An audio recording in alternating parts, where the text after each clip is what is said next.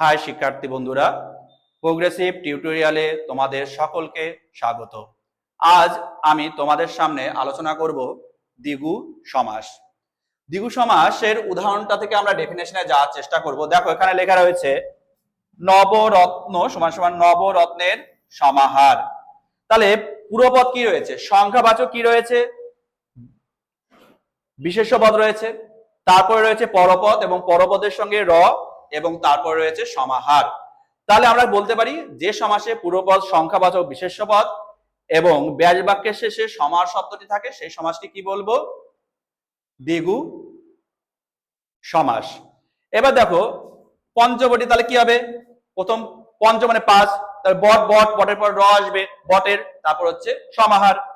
সপ্তাহ ৭ অব্দের বা দিনের সমাহার। ত্রিভুজ ৩ ভুজ বা বাহুর সমাহার। চৌরাস্তা ৪ রাস্তার সমাহার।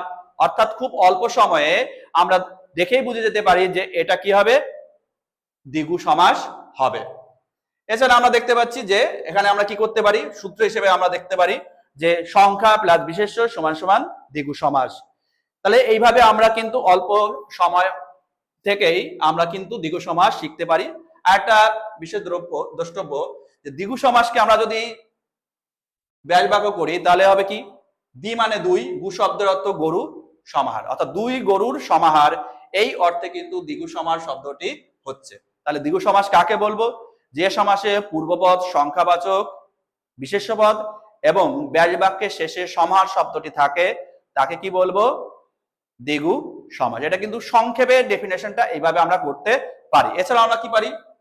যে সমাসে পূর্বপদ সংখ্যাবাচক বিশেষ্য হয় এবং সমাহার বা সমষ্টি বোঝায় তাকে দ্বিগু সমাস বলে।